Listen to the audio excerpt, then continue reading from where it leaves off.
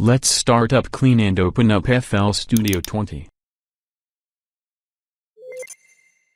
First, click the channel rack button. Press the plus sign, then select audio clip.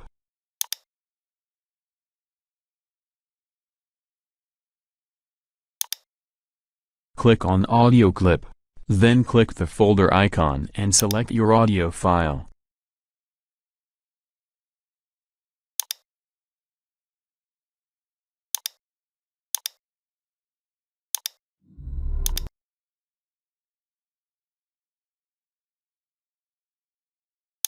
Drag audio clip onto the desired track. Place it where you want it to start playing.